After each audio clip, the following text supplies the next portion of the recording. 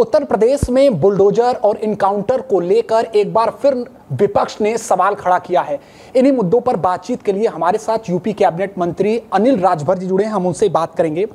अनिल जी, पहले अखिलेश यादव का ये कहना कि हमारी सरकार आएगी तो बुलडोजर गोरखपुर की तरफ होगा, इसके बाद उनका ये कहना है कि सुल्तानपुर इनकाउंटर मामले में जो इनकाउंटर हुआ है वो जाति देखकर हुआ है। भाई, समाजवादी पार्टी के नेता स्वतंत्र हैं, कुछ भी टिप्पणी कर सकते हैं। और अक्सर हम लोगों ने देखा है कि जब किसी गुंडा माफिया के खिलाफ सरकार कार्रवाई करती है तो सबसे पहले अगर किसी के पेट में दर्द होता है तो समाजवादी पार्टी वालों के पेट में दर्द होता है। गुंडा माफिया बनाना, उनका संरक्षण करना, उनको पालना पोसना, ये इनका काम रहा है।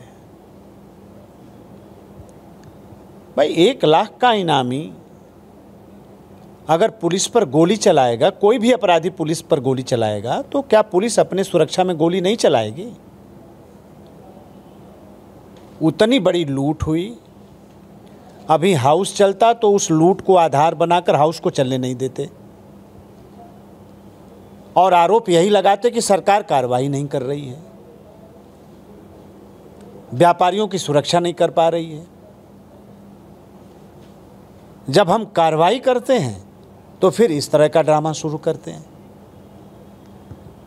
तो स्पष्ट कहना चाहते हैं कि उत्तर प्रदेश की योगी जी की सरकार इस बात के लिए संकल्पित है कि प्रदेश में कानून का राज स्थापित होगा और कानून के हिसाब से प्रदेश चलेगा। उसके रास्ते में कोई आएगा तो निश्चित तौर पे कार्रवाई की जाएगी और असरदार कार्रवाई की जाएगी।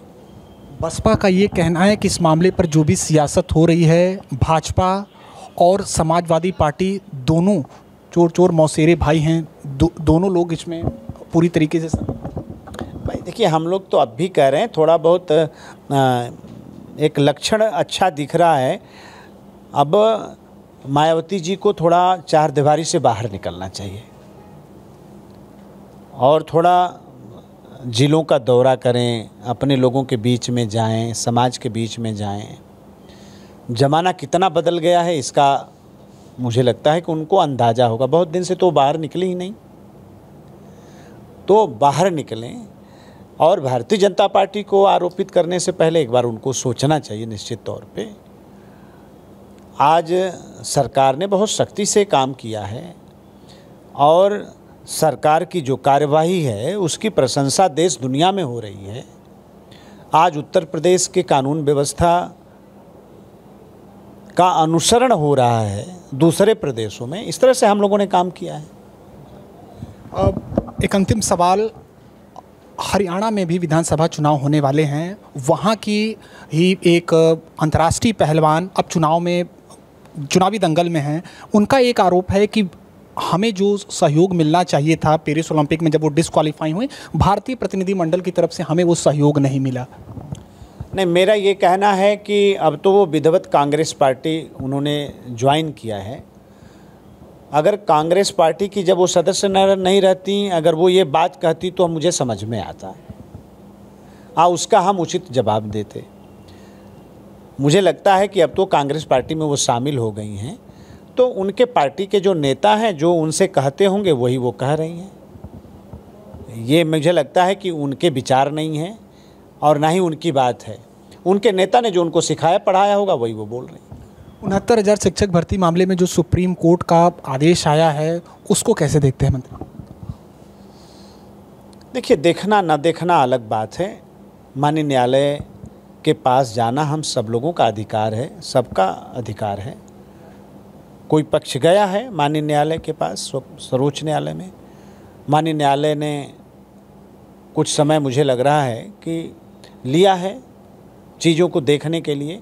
बहुत जल्द मुझे लग रहा है कि वहाँ भी फैसला हो जाएगा और माननीय न्यायालय का जो फैसला होगा, पहले दिन से हम लोग कह रहे हैं, जो भी माननीय न्यायालय फैसला करेगा उसका हम अक्षरशः पालन करेंगे।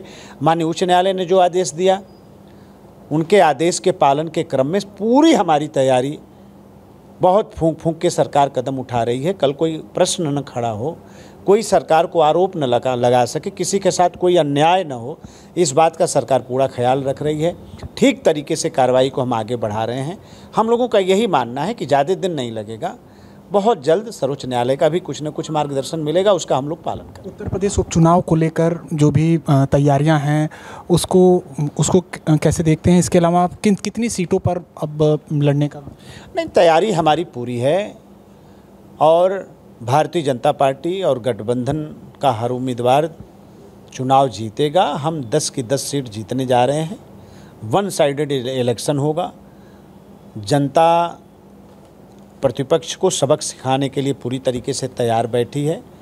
लोकसभा के चुनाव में जिन झूठे वादों और नारों के सहारे जनता को गुमराह किया प्रतिपक्ष के लोगों ने, चाहे वो खटाखट रहा हो, चाहे 1 लाख रुपया देने की बात रही हो, फार्म भरवाने की बात रही हो, वो सारे के सारे युवा, वो सारे के सारे समाज के लोग, ख़ास तौर पे माताएं बहनें, सब लोग इन लोगों का इंतज़ार कर रही हैं। सब लोग जो है कि इन लोगों को सबक सिखाएंगी और भारतीय जनता पार्टी को मुझे लगता है कि जिताने के लिए जनता इंतजार कर रही है। बहुत शुक्रिया बातचीत के लिए। तो ये थे हमारे साथ यूपी कैबिनेट मंत्री अनिल राजभर जी, जिन्होंने कई मुद्दों पर बेबाकी से बातचीत की। For exclusive and insightful videos, subscribe to our new channel ABP Live Premium.